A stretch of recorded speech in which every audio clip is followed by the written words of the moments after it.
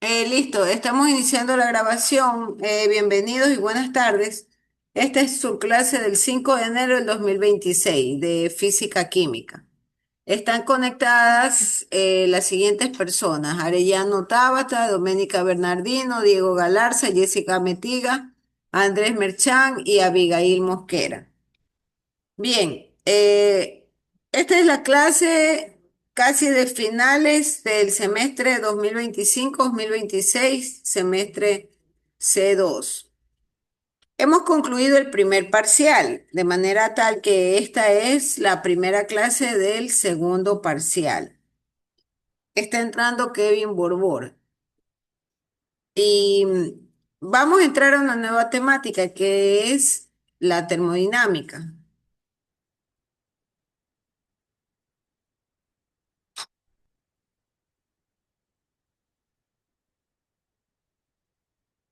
Y para ello vamos a empezar con el concepto de termodinámica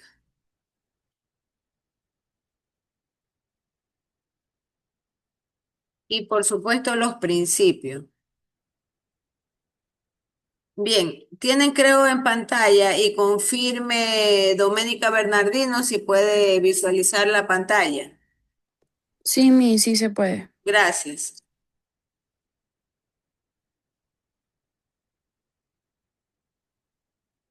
Y noten que hay una imagen referencial en la parte derecha que habla de los estados de la materia, ¿no? Habla del estado sólido, habla del estado líquido y habla de del estado gaseoso como tal. Entonces, la palabra termodinámica tiene en realidad dos componentes importantes. El primero, que es la relación o el vínculo con la temperatura. Y la temperatura, en este caso, está asociada al movimiento de las moléculas como tal.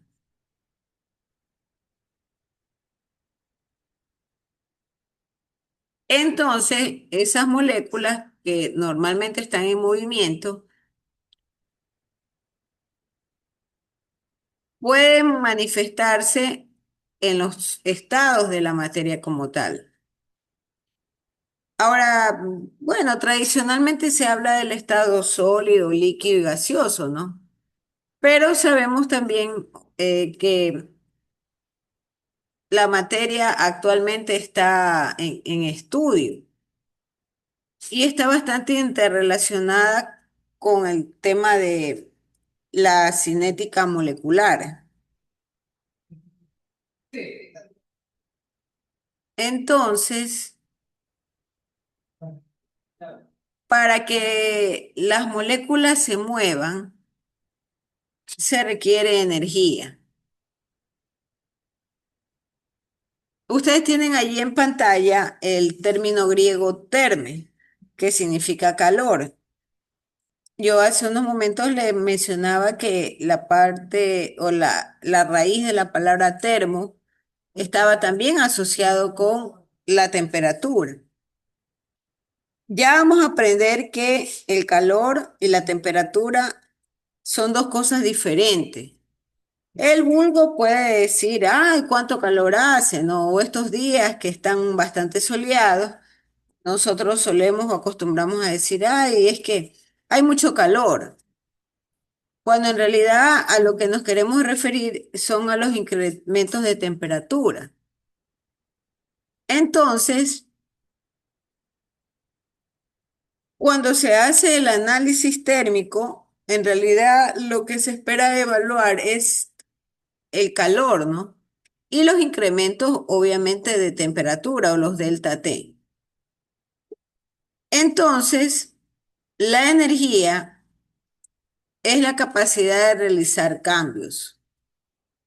Y cuando se habla de estudiar la termodinámica, normalmente esto está ligado a la naturaleza de la materia.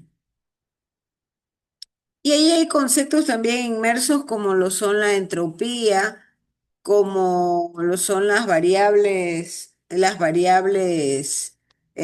tales como la presión, el volumen, la temperatura. Ya nosotros hemos estado viendo o revisando esas variables. Hace poco estuvimos inclusive revisando la ley de Boyle, la ley de Charles y la ley de Gay-Lussac. Y allí veíamos unas ecuaciones generales que relacionaban las variables de presión, volumen y temperatura. Ahora el estudio de la termodinámica va a reforzar justamente el análisis de esas variables. Y para ello también se van a emplear gráficos que tienen que ver con cambios de estado en la materia. Y ahí tenemos nosotros un primer gráfico en pantalla que es justamente el de la entropía. ¿Qué es la entropía en realidad o cómo se define? La entropía se define como el nivel del desorden al cual están sujetas las moléculas. Y cuando hablamos del nivel del desorden, no es porque la molécula como tal esté fuera de contexto, ¿no? De lo que es la forma de la materia. Lo que ocurre es que normalmente los átomos siempre están en movimiento, permanentemente. Y aun cuando nosotros vemos la materia en estado sólido, aún ahí nosotros tenemos movimiento de átomos. Y los átomos justamente están vinculados a la cohesión también de los mismos. Y los átomos tienen que cohesionarse para dar lugar a las moléculas. Y luego las moléculas dan lugar a la materia como tal.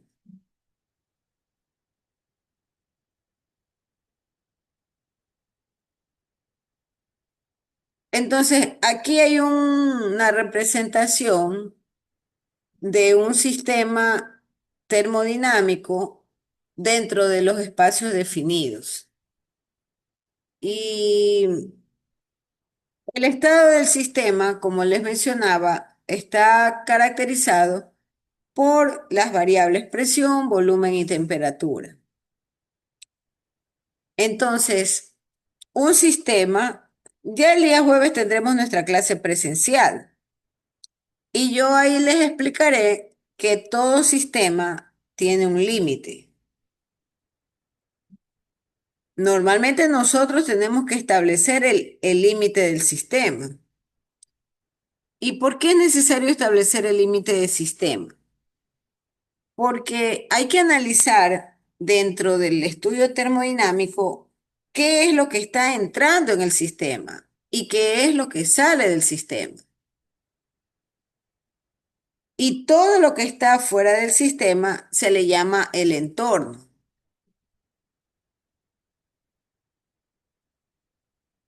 Teóricamente hay dos tipos de sistemas, un sistema abierto y un sistema cerrado.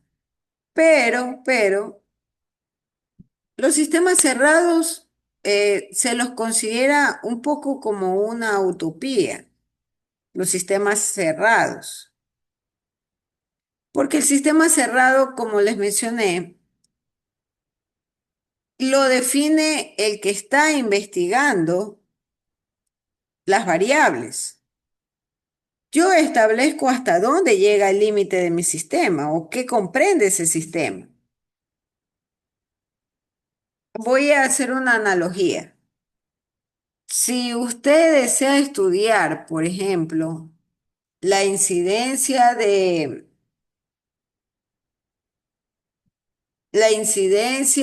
del cambio de temperatura, por ejemplo,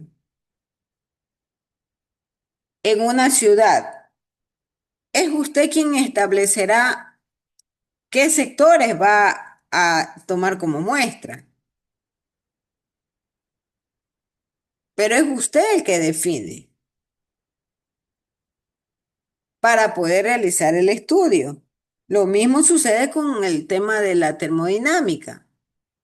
El sistema tiene que ser establecido para yo poder encontrar la existencia de los flujos energéticos y la materia como tal que comprende el sistema.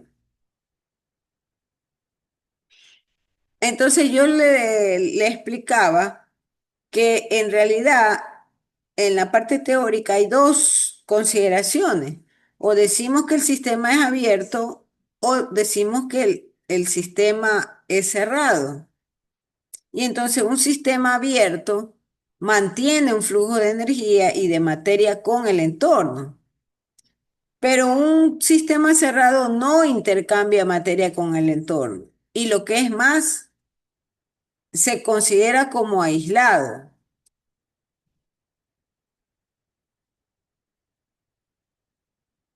Nosotros sabemos que para efectos reales, por ejemplo, ni nuestra propia Tierra se le considera como un sistema cerrado, ¿no? ¿Por qué? Porque nosotros recibimos energía del Sol. Nuestra Tierra no está aislada en el espacio y por lo tanto de vez en cuando nosotros podemos apreciar físicamente la entrada de meteoritos o de material particulado.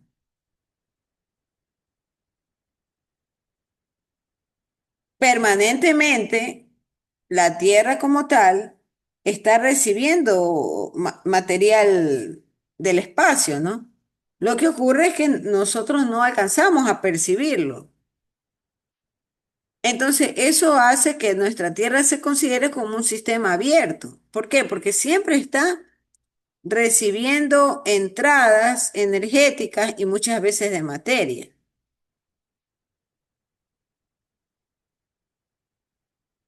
Pero para efectos de estudios, de laboratorio, inclusive hasta para el estudio de la física como tal, el investigador es el que determina el sistema cerrado. Voy a dar un ejemplo casero. Yo puedo determinar y decir que una ollita con agua y dentro pongo unos huevos, ese sea mi sistema cerrado.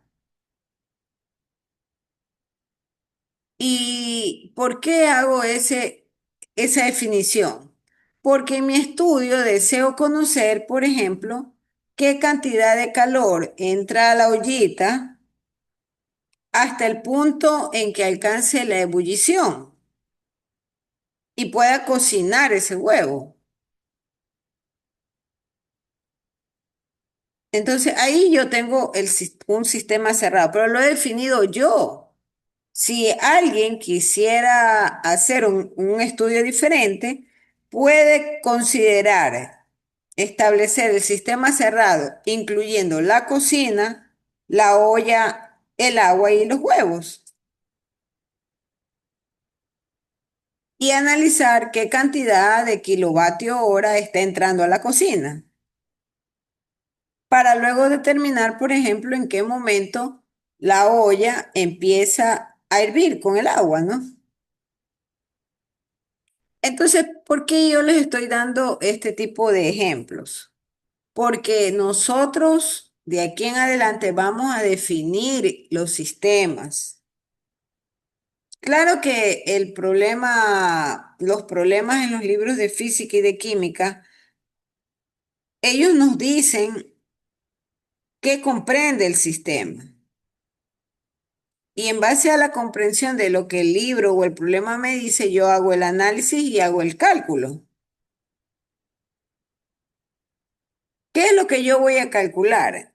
Una vez que defino el sistema. Yo voy a calcular, de acuerdo a la ecuación de la termodinámica, por ejemplo, el calor, puedo calcular la energía interna y puedo calcular las variaciones de temperatura.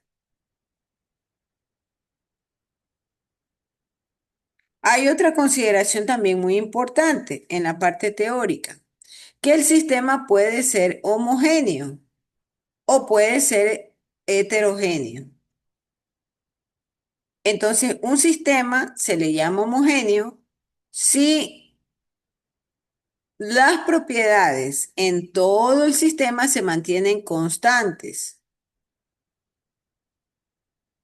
Y es heterogéneo, en cambio, cuando usted tiene la presencia de diferentes fases.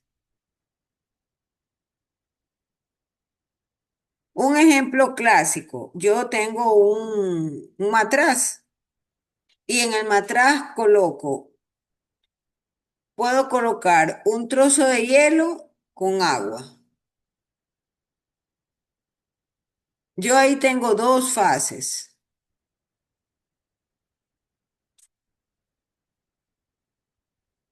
Entonces, todos los, todos los sistemas normalmente tienen que pasar por procesos y son procesos siempre ligados a las variaciones térmicas. Y eso tiene que ver con la temperatura y tiene que ver con el volumen. Entonces, cuando yo trabajo siempre con la parte térmica, yo necesito establecer el equilibrio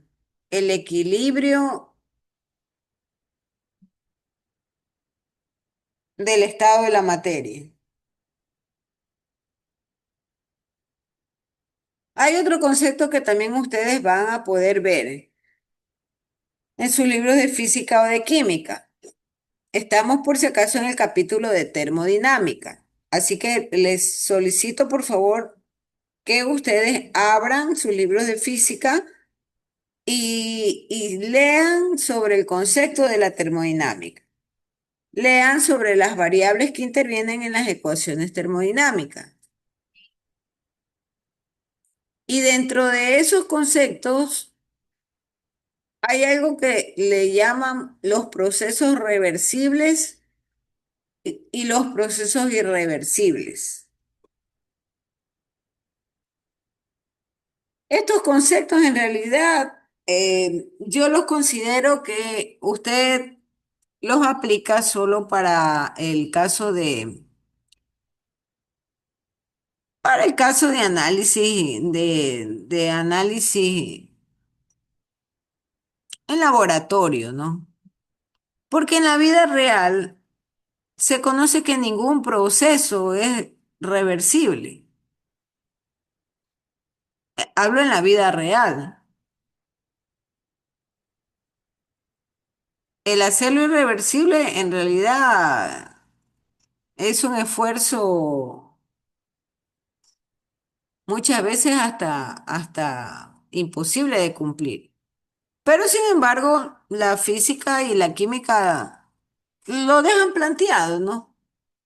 Como una cuestión teórica de que el proceso puede ser espontáneo o irreversible, que un proceso puede ser también artificial y irreversible. Y lo hace más que todo para sustentar las leyes o los principios de la termodinámica. Entonces, hay una ley cero de la termodinámica, en el cual se establece que un cuerpo A que se encuentra en equilibrio térmico con un cuerpo B y este a su vez se encuentra en equilibrio térmico con un cuerpo C,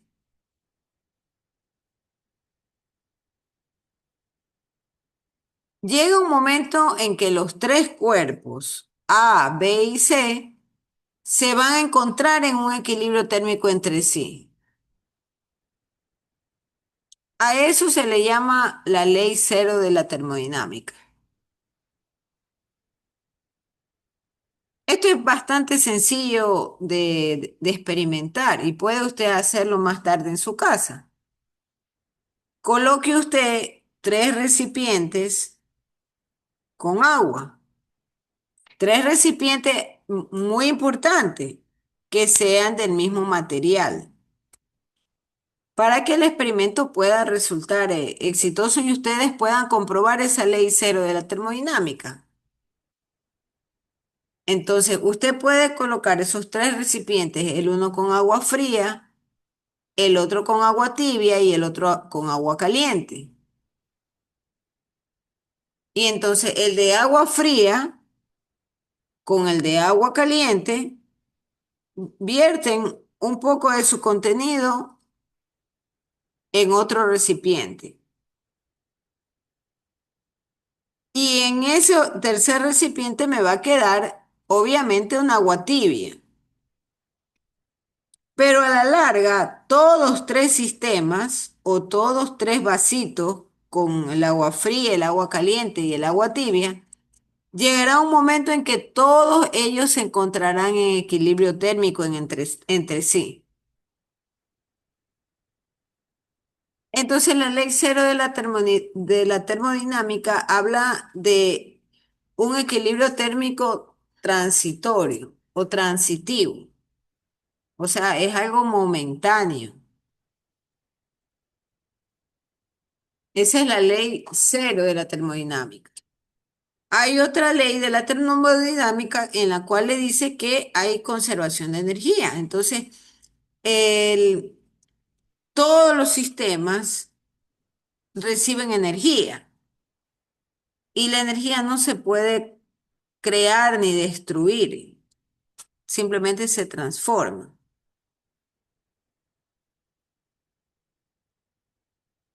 No estoy de acuerdo y les decía que hay muchas veces esta cuestión teórica de la física en ocasiones no se ajusta a la realidad de lo que ocurre en nuestro universo, porque casi ningún sistema se puede decir que está aislado, exceptuando aquellos que estén bajo prueba de laboratorio. Nosotros los seres humanos sí podemos crear sistemas aislados. Por ejemplo, pensemos en esta botella. Pensemos en esta botella. Y en esta botella he colocado un líquido muy frío. ¿Cómo lo aíslo? Lo meto dentro de una hielera. ¿Y por qué hago ese aislamiento? Porque deseo que el frío de esa botella, del contenido de esa botella, no se pierda y pueda mantenerse unos minutos más a esa temperatura. Ahí yo estoy creando un sistema aislado, porque soy yo la que estoy colocando la hielera y dentro de la hielera estoy metiendo la botella que está congelada. Pero es el ser humano el que aísla el sistema.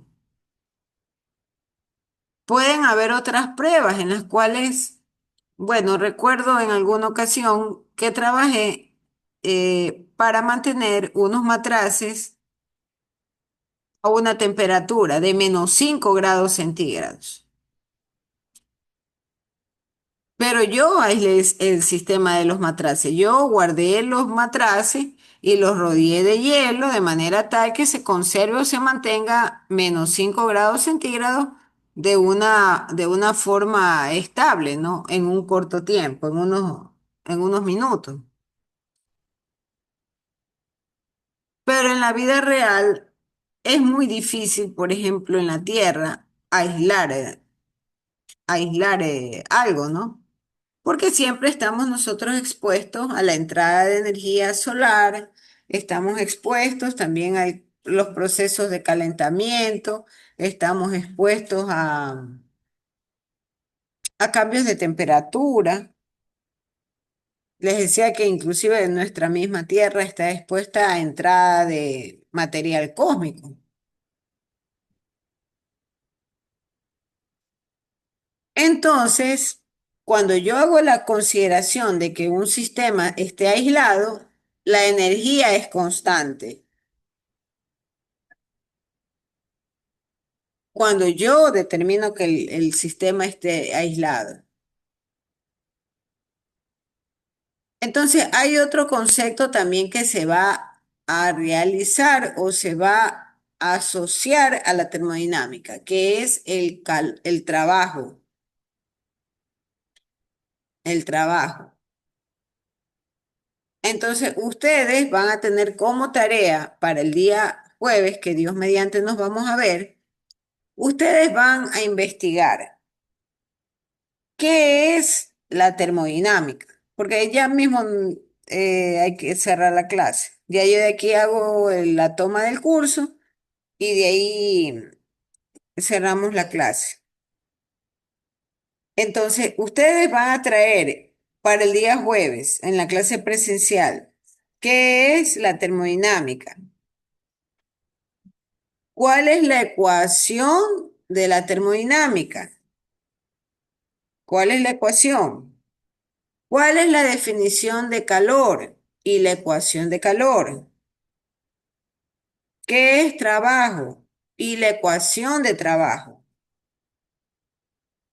y qué es la energía interna y la ecuación de la energía interna.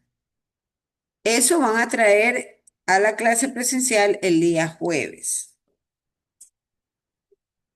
No se olviden que quedó como tarea que resuelvan las dos filas del examen. Eso también voy a revisar. Master, ¿puede repetir las dos últimas, por favor, que no termine de copiarlo? Ya, tienen que llevar la definición de la termodinámica. Tienen que llevar la ecuación de la termodinámica de la primera ley. Tienen que llevar el qué es trabajo y la ecuación del trabajo. ¿Y qué es el calor y la ecuación del calor? Y la energía interna y la ecuación de la energía interna. No se olviden también que tienen que llevar la fila uno y la fila 2 de su examen. Yo sé que algunos están contentísimos porque han sacado buena nota y entonces dicen, ah, podemos pasar, pero yo no vi esos exámenes con resultados tan buenos. Entonces hay que estudiar un poco más. Y en esta ocasión yo voy a hacer más evaluaciones en este segundo parcial, porque resulta que ustedes van a graduarse como maestros, maestros en química y biología. Y aun cuando no dicen en el título la física también es importante. Por lo tanto, hay que estudiar un poco más. Ustedes tienen que aprender bien estos conceptos.